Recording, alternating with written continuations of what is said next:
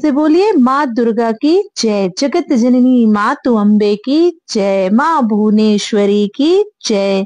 नमस्कार भक्तगण, माँ भुवनेश्वरी की कृपा आप सभी पर बनी रहे। मैं कविता तिवारी आप सभी का अपने चैनल कविता तिवारी व्रत कथा में स्वागत करती हूँ। आइए आज हम श्रवण करते हैं माँ भुवनेश्वरी की पावन कथा का। 10 महाविद्याओं में से देवी भुवनेश्वरी को चौथे स्थान पर पूजा जाता है। अपने नाम के अनुरूप ही ये पूरे तीनों लोकों की स्वामिनी है। प्रकृति से संबंधित होने के कारण देवी की तुलना मूल प्रकृति से भी की जाती है। आघा शक्ति भुवनेश्वरी स्वरूप में भगवान शिव के समस्त लीला विलास की सहचरी हैं, यानी सखी हैं। तो आइए मन में माँ भुवनेश्वरी का स्मरण करते हुए कथा की ओर बढ़ते हैं। एक बार मधुकैटभ नामक महादैत्यों ने पूरी पृथ्वी पर हाहाकार मचा रखा था। तब सभी देव मिलकर भगवान विष्णु के पास गए और उनको अपनी निद्रा का त्याग करने के लिए प्रार्थना करने लगे, ताकि वे जल्दी से उठकर मधुकैटभ को मारकर उनकी रक्षा करें। भगवान विष्णु ने निद्रा का त्याग किया तथा जागृत हुए और उन्होंने 5000 वर्षों तक मधुकैटभ नामक दैत्यों से युद्ध किया। बहुत अधिक समय तक युद्ध करते हुए भगवान विष्णु थक गए और वे अकेले ही युद्ध कर रहे थे। अंत में उन्होंने अपने अंतःकरण की शक्ति योग माया आघा शक्ति से सहायता के लिए प्रार्थना की। तब देवी ने उन्हें आश्वस्त किया कि वे उन दैत्यों को अपनी माया से मोहित कर देंगी। योग माया आघा शक्ति की माया से मोहित होकर दैत्य भगवान विष्णु से कहने लगे कि हमारा वध ऐसे स्थान पर करो जहां ना जल हो और ना ही स्थल हो। भगवान विष्णु ने दोनों दैत्यों को अपनी जंघा पर रखकर अपने चक्र से उनके मस्तक को देह से अलग कर दिया। इस प्रकार उन्होंने मधुकैटभ का वध किया, परंतु वे केवल निमित्त मात्र ही थे। उसके बाद भगवान ब्रह्मा, विष्णु और शंकर ने देवी आदि शक्ति योग निद्रा महामाया की स्तुति की गई, जिससे प्रसन्न होकर आदि शक्ति ने ब्रह्मा जी को सृजन, विष्णु को पालन और शंकर को संहार के लिए देव चुना। ब्रह्मा जी ने देवी आदि शक्ति से प्रश्न किया कि अभी चारों ओर केवल जल ही जल फैला हुआ है, 5 तत्व गुण तन मात्राएं और इंद्रियां कुछ भी व्याप्त नहीं है, तथापि तीनों देव शक्तिहीन हैं। देवी ने मुस्कुराते हुए उस स्थान पर एक सुंदर विमान को प्रस्तुत किया और तीनों देवताओं को विमान पर बैठ अद्भुत चमत्कार देखने का आग्रह किया गया। तीनों देवों के विमान पर आसीन होने के पश्चात वह देवी विमान आकाश में उड़ने लगा और उड़कर ऐसे स्थान पर पहुंचा जहां जल नहीं था। वहां विमान वायु की गति से चलने लगा तथा एक सागर के तट पर पहुंचा। वहां का दृश्य अत्यंत मनोहर था और अनेक प्रकार के पुष्प वाटिकाओं से सुसज्जित था। तभी वहां देवों ने एक पलंग पर एक दिव्यांगना को बैठे हुए देखा। देवी ने रक्त पुष्पों की माला और रक्तांबर धारण कर रखी थी।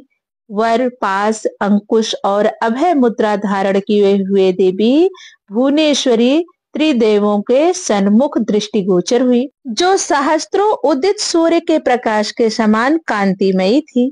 ये सब देखने के बाद भगवान विष्णु ने अपने अनुभव से भगवान शंकर तथा ब्रह्मा जी से कहा कि ये साक्षात देवी जगदम्बा महामाया है और इनके साथ ही यह देवी हम तीनों और संपूर्ण चराचर जगत का कारण रूपा है। तीनों देव भगवती भुवनेश्वरी की स्तुति करने के निमित्त उनके चरणों के निकट गए। तीनों देवों ने देवी के चरण कमल के नक्श में संपूर्ण जगत को देखा। ये सब देखने के बाद त्रिदेव यह समझ गए कि देवी संपूर्ण ब्रह्मांड की जननी है। प्रकृति स्वरूपा देवी भुवनेश्वरी को माता सती के 10 रूपों में चौथा रूप माना गया है। माँ भुवनेश्वरी ने मनुष्यों को जीवन के 5 तत्वों का मूल समझाया है और यह भी बतलाया है कि ब्रह्मांड में मानव जाति का क्या महत्व है। भुवनेश्वरी शब्द 2 शब्दों के मेल से बना हुआ है, भुवन और ईश्वरी, जिससे इन भुवनेश्वरी का अर्थ बनता है समस्त संसार के ऐश्वर्य की धात्री। एक बार दुर्गम नामक दैत्य के अत्याचार से त्रस्त होकर देवताओं और ब्राह्मणों ने भगवती की आराधना करने का निश्चय किया। तब उन्होंने इस उद्देश्य से हिमालय की ओर प्रस्थान किया और वहां जाकर सर्व कारण स्वरूपा भगवती भुवनेश्वरी की आराधना की। उनकी आराधना से प्रसन्न होकर भगवती भुवनेश्वरी प्रकट हुई। देवी भुवनेश्वरी का वह स्वरूप मगमुग्ध कर देने वाला था। उन्होंने अपने हाथों में बाण, कमल का पुष्प तथा शाक मूल धारण किया हुआ था। देवताओं और ब्राह्मणों की विनती सुन तब माता ने अपने नेत्रों से अश्रु की सहस्त्र धाराएं प्रकट की। इस जल से भूमंडल के सभी प्राणी तृप्त हो गए। समुद्रों तथा सरिताओं में भी पर्याप्त जल भर गया और समस्त औषधियों की सिंचाई हो गई। माता भुवनेश्वरी के हाथ में शाकों और फल फूलों के होने के कारण वह देवी शताक्षी तथा शाकांभरी के नाम से विख्यात हुई। देवी भुवनेश्वरी ने ही दुर्गम सुर का संहार कर उसके द्वारा अपहृत वेदों को पुनः देवताओं को सौंपा था। इसी घटना के पश्चात भगवती भुवनेश्वरी दुर्गा के नाम से भी पूजित हुई। प्रेम से बोलिए माँ भुवनेश्वरी की जय। माँ भुवनेश्वरी का रंग लाल है, बिल्कुल उगते हुए सूरज की तरह, और वे माँ त्रिपुर सुंदरी के समान दिखती हैं। उनके माथे पर अर्धचंद्र है और वे भारी आभूषणों से सजी हुई हैं। आभूषण भौतिक दुनिया के महत्व का प्रतीक है।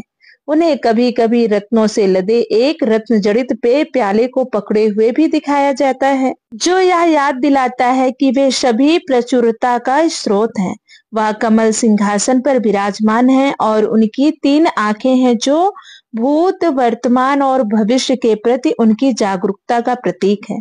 वह एक पास और एक अंकुश धारण करती हैं, जिसका अर्थ है कि यह वह ही है जो समस्त माया का सृजन करती हैं तथा हमें माया के आवरण में रखती हैं, लेकिन उनमें भ्रम के आवरण को काटकर हमें मुक्त करने की शक्ति भी है।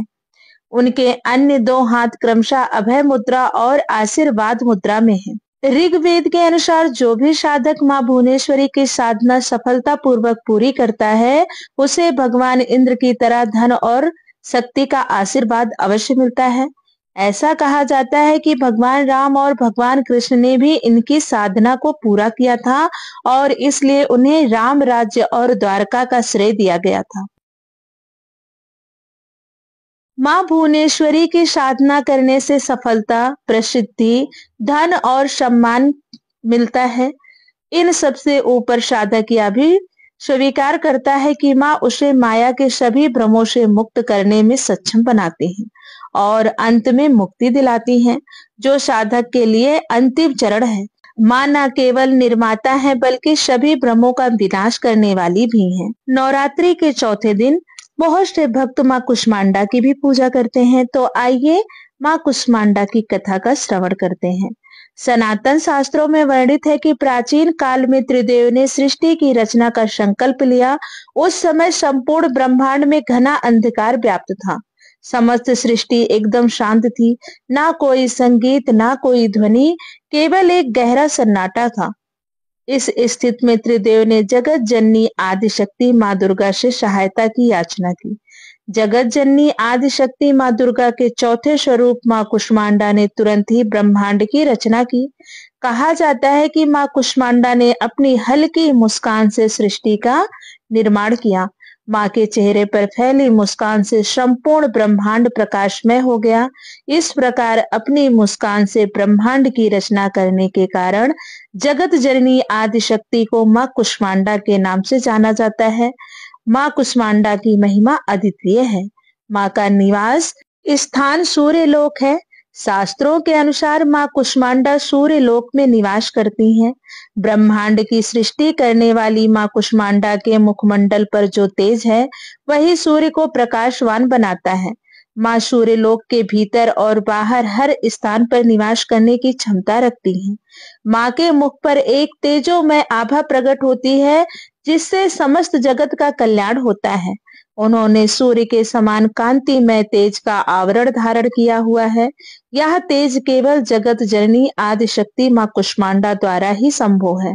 या देवी सर्वभूतेषु माँ कुष्मांडा रूपेण संस्थिता नमस्तस्यै नमस्तस्यै नमस्तस्यै नमो नमः। प्रेम से बोलिए माँ कुष्मांडा की जय। आइए अब श्रवण करते हैं माँ कुष्मांडा जी की आरती का। कुष्मांडा जय जग सुखदानी, मुझ पर दया करो महारानी। पिंगला ज्वालामुखी निराली, शाकांबरी माँ भोली भाली। लाखों नाम निराले तेरे, भक्त कई मत वाले तेरे। भीमा पर्वत पर है डेरा, स्वीकारो प्रणाम ये मेरा। सबकी सुनती हो जगदम्बे, सुख पहुँचाती हो माँ अम्बे। तेरे दर्शन का मैं प्यासा, पूर्ण कर दो मेरी आशा। माँ के मन में ममता भारी, क्यों न सुनेगी अर्ज हमारी। तेरे दर पर किया है डेरा, दूर करो माँ संकट मेरा। मेरे कारज पूरे कर दो, मेरे तुम भंडारे भर दो। तेरा दास तुझे ही धाए, भक्त तेरे दर शीश झुकाए। कुसुमांडा जय जग सुखदानी, मुझ पर दया करो महारानी। मुझ पर दया करो महारानी। प्रेम से बोलिए माँ भुवनेश्वरी की जय, माँ कुष्मांडा की जय। दोस्तों, यह थी गुप्त नवरात्रि के चौथे दिन की पावन कथा और माता रानी की आरती। अगर आपको कथा अच्छी लगी हो तो प्लीज वीडियो को लाइक कीजिए, शेयर कीजिए और चैनल को जरूर सब्सक्राइब कर लीजिए ताकि सभी व्रत त्योहारों की कथा आपको आसानी से मिल सके।